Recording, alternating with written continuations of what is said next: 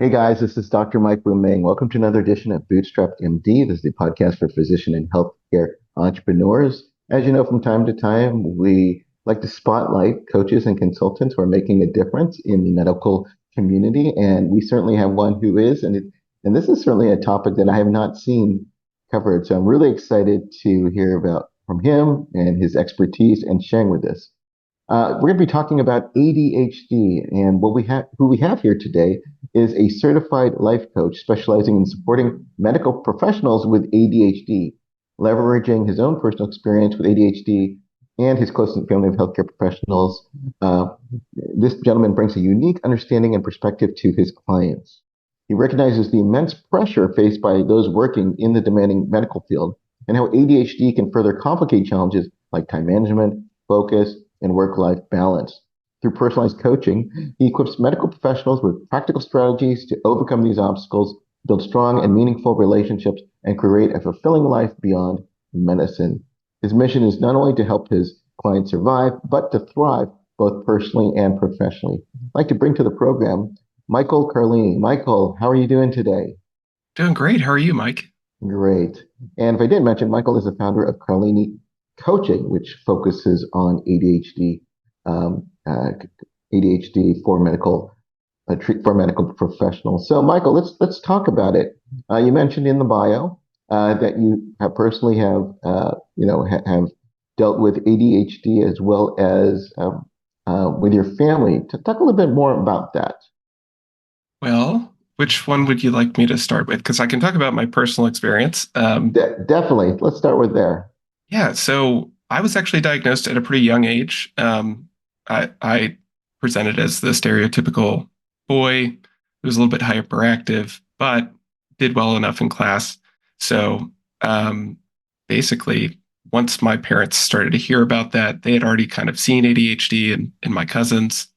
And so when it came up, it wasn't a surprise, started me on medication. And that kind of started my journey in terms of uh, having ADHD and like receiving treatment and having intervention. So that's really where it started. And honestly, throughout my life, the goal was actually to avoid really looking at it and understanding it because it felt like it was going to be too painful to really dive into what is wrong with me. Um, Eventually, as I grew older, actually entered into coaching, I realized that if I can lean into this and understand myself a lot better, I can feel a lot more confident in who I am and find ways that I can truly perform to the level that I want to. So that's my general experience.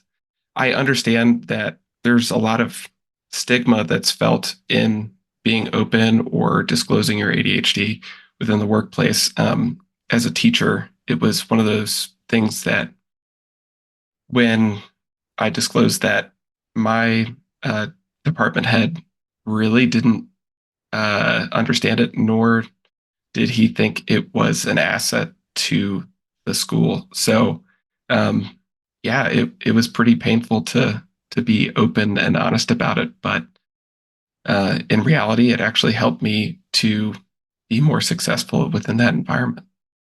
So you mentioned you ADHD, you suffered it as a child. How was it first brought up? Was it from the teachers? Was it from your own parents or family Yeah, members? I think it's unique in that once you know what it looks like, you start to be able to spot it pretty much uh, anywhere it's showing up.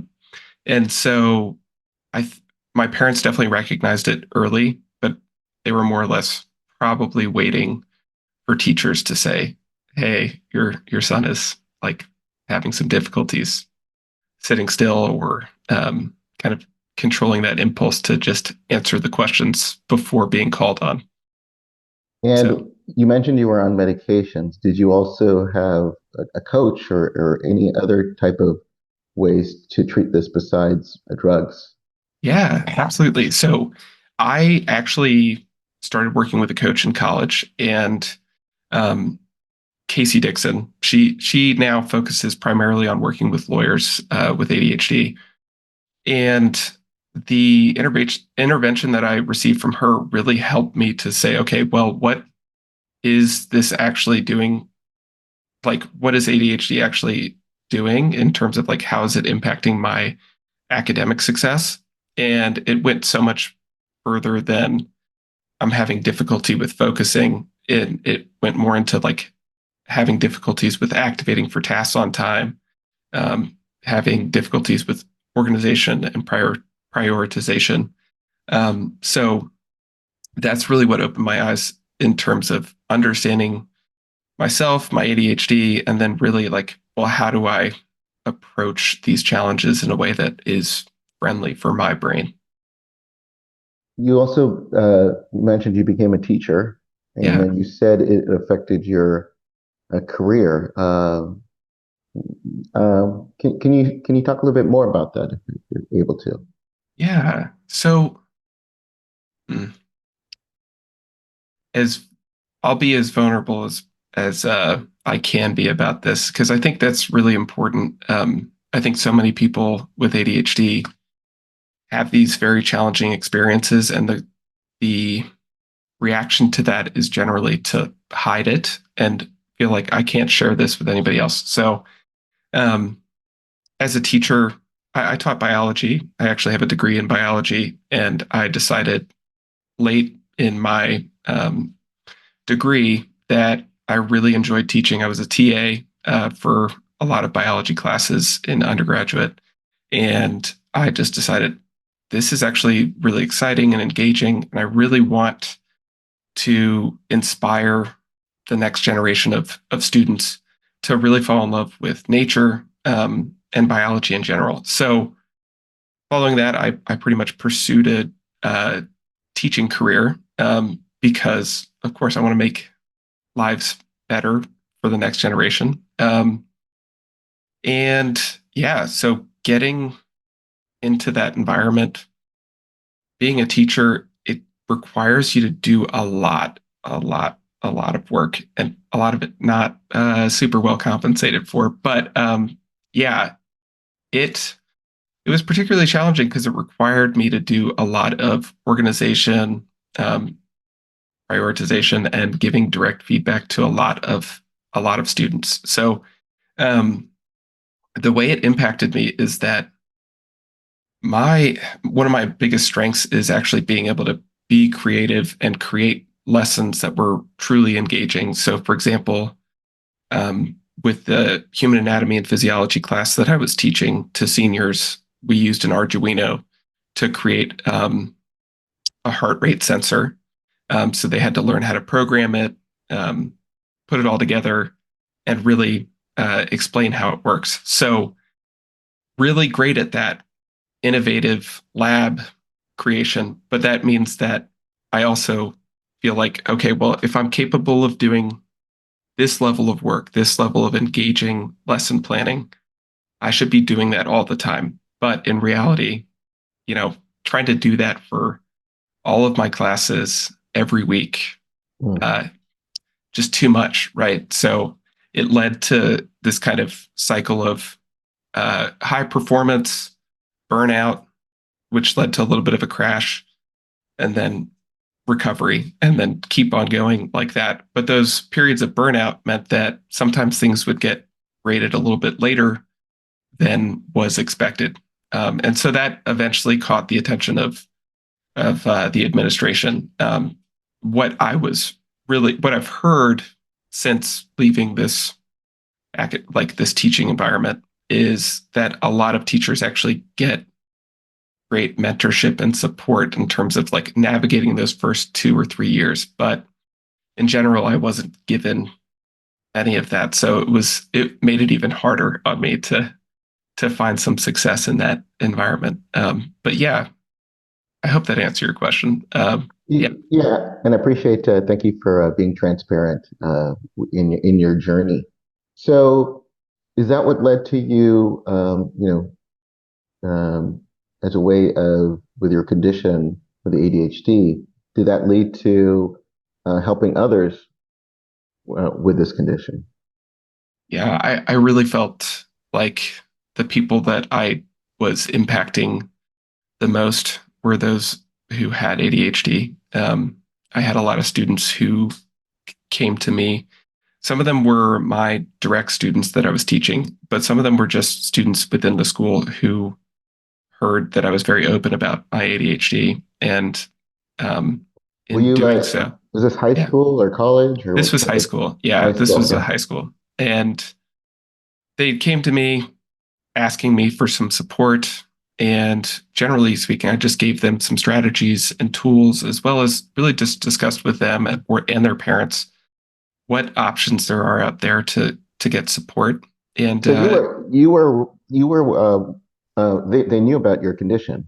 yeah, I was very open about it, and I really felt like it was important to be open about it, just Hmm. because I think there's a lot of misunderstanding around what ADHD is, and is it a like lack of parenting or lack of discipline? Is it being overdiagnosed, underdiagnosed? Yeah. So I felt like it was really important for me to be open about that. And as a result, I saw several students go from, you know, having to go to summer school, you know, failing classes to turning it around and having being on Dean's List. So it was really just that experience and how fulfilling it was to see these students turn it around made me go, actually, I think the reason why I got into teaching is more this work, which I'm doing for 5% of my workday rather than the other stuff that I'm doing, which is grading, classroom management, and all the other um, tasks. So after 3 years of teaching, I just decided this is way more fulfilling than my Hmm. current job. And so I left teaching and started a coaching certification program that was focused on working with students with ADHD. Um, but yeah, that's basically what led me into it. And obviously, further down the road, now I'm ending up with working with medical professionals with ADHD, and I can explain that if you'd like Yeah. me to. As a doctor, I wasn't used to asking for help, especially when it came to subjects outside of medicine. But then I found physiciancoaches.com. In an instant, I found hundreds of experts to help me in all aspects of life. On areas I was afraid to ask: dealing with burnout, starting a side gig, money management, even help with my marriage. And the best part? Nearly all experts are physicians themselves. After reading their profile and a quick chat, I knew I found the right mentor for me. At physiciancoaches.com, help from professional colleagues is just a click away. I'd love to, but since you brought it up, I do want to just a minute or two talk about the myths of ADHD because there are some misconceptions out there where, oh, he's, where people say, oh, well, I've got too many things and maybe I have ADD, or even as an entrepreneur, we talk about entrepreneur ADD or ADHD, and maybe it's a bit flippant and maybe it's not so. So let's talk about it. You said one of the myths was lack of parenting or bad parenting. Can you discuss more about that? I think the the assumption is that uh, we see behavioral challenges occurring with a lot of kids with ADHD, and it's usually a result of like impulse control, um, yeah, impulsivity, hyperactivity, right? So when we look at that behavior from a neurotypical lens of just like what is normal human behavior and how do people normally act in terms of like intentionality, we go, okay, well, this person or this child has decided to do this, and this must be a result of the parent not appropriately reinforcing the appropriate behavior.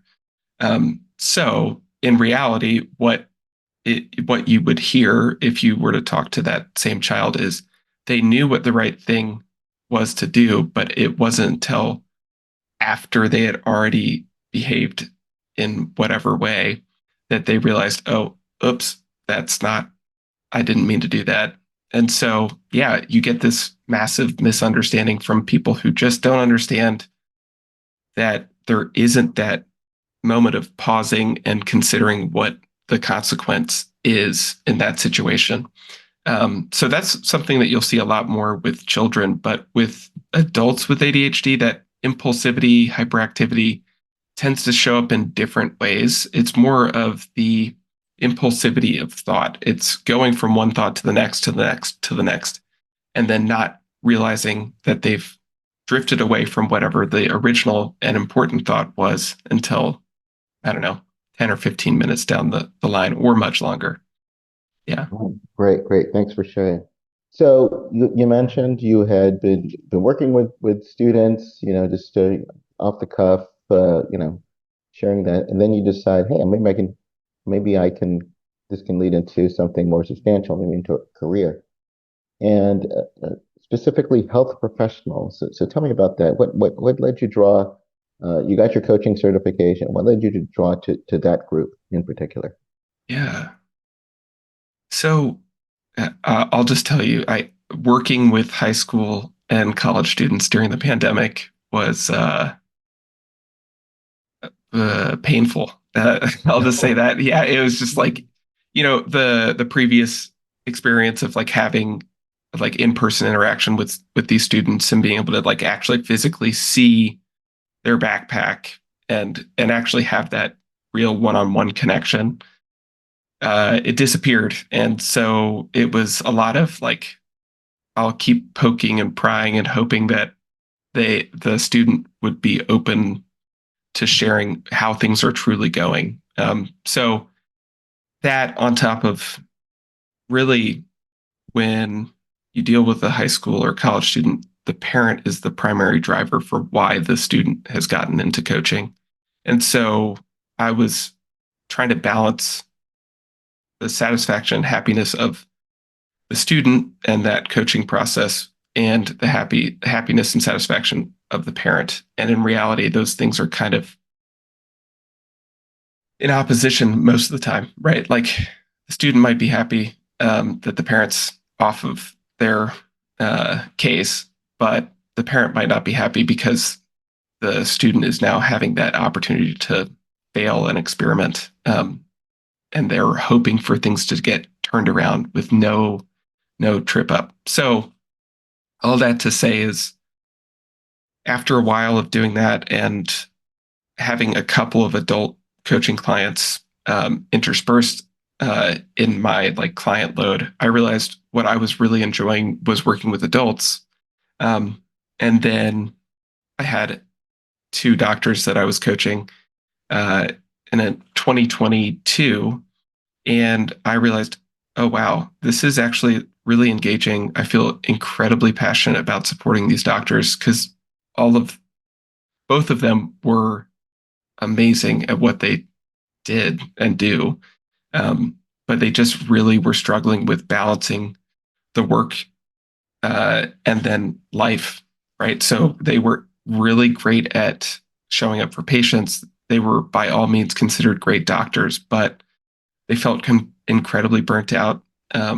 And they felt, a lot of them were way behind on documentation and uh, image reading.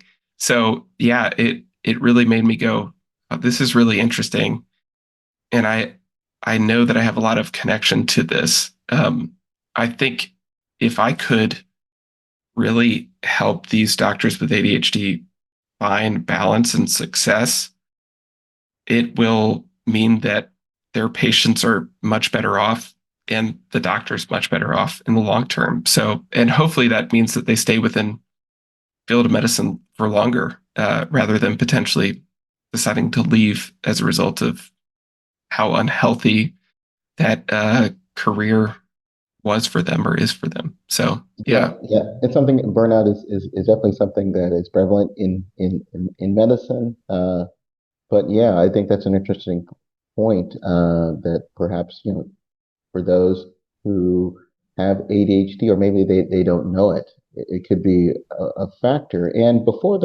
Carl, you shared a statistic with me that I thought was really revealing about clinicians or healthcare professionals and ADHD. Can you speak to that? Yeah, I'll definitely have to fact check this for like specific specificity's sake. But yeah, what I would say is uh, ADHD is not widely recognized within medicine, right? So, of the studies that I've looked at, there was one from University of Michigan that looked at ADHD, the prevalence of ADHD in medical learners, and what they found was about 0.3% of all the medical learners studied reported that they had a diagnosis of ADHD. And what I found interesting about that is if we looked at careers kind of like similar in level of achievement, so let's say lawyers, the National Bar Association did a study of all lawyers, or not all lawyers, but a large subset of lawyers, and about 13% reported that they had a diagnosis of ADHD. So we know that ADHD impacts people regardless of IQ and achievement. So it doesn't really make sense that we would see it at such a low prevalence level within medicine. I think that's a lot more to do with the stigma as well as the lack of understanding around like what does ADHD actually look like in people that never had behavioral issues and really performed well throughout their entire academic career. So yeah. Yeah, and just throwing it out, I think that number is probably underrepresented. In addition to the factors that you had mentioned, I also think physicians being on medications, so that for ADHD, the stigma with Ritalin and these types of medications, they're not going to take it because in fear of being under treatment, being on a medication like that. I definitely can tell you that physicians would not uh, uh, would probably not be on those type of medications if they can, or at least hide it. So they're Yeah, probably not representing it. They're probably not disclosing it. absolutely. Yeah, hiding it is definitely true. I think there's also a lot of fear and a lack of information out there about what is it, how does it impact your career?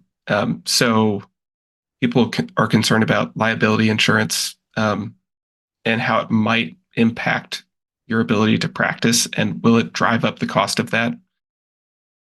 It shouldn't, right? Like the Americans with Disability Act should protect you. But of course, everything's on a case by case basis. So I think most people, in the lack of understanding of the legal implications of having a diagnosis and disclosing that diagnosis to their workplace, opt to like play it safe, right? I'll just hide this. I just won't even talk about this or bring this up in the workplace. So that fear or that inability to really be open about what challenges they're facing often means that they're working extra hard to compensate and really keep up with their peers. Well, Michael, again, this has been a very illuminating conversation, and if you're just joined in, we're talking with Michael Carlini, founder of Carlini Coaching. He is an expert on and a consultant, and he works with healthcare professionals who may be dealing with ADHD. And you can find out more information on his website, carlinicoaching.com. We'll have a link here in the show notes. So for those listening here who perhaps have been diagnosed with ADHD or feel they may have some traits of ADHD, they want to reach out to you, they can go to your website. Can you tell them, how does that work for when you're dealing with prospective client, and maybe share some of your methods and strategies for someone who might be interested? Yeah. So of course they can go to my website and then they can schedule a consultation with me.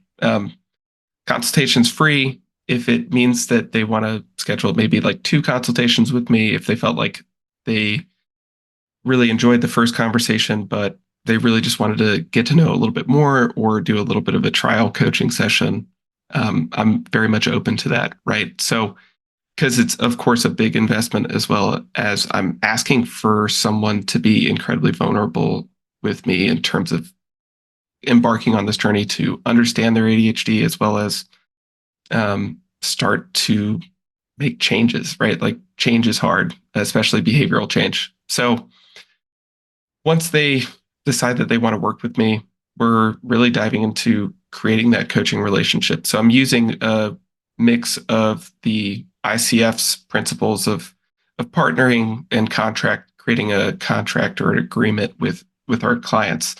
And from there, we're really just starting to dive into how is ADHD showing up. So more often than not, people are coming to me and saying it's really, really difficult for me to get my work done during the day because of the constant interruptions and just generally very like hectic environment. So what I do with my clients is basically ask them like, well, what type of interruptions are happening and how have you set the expectations with the people that are interrupting?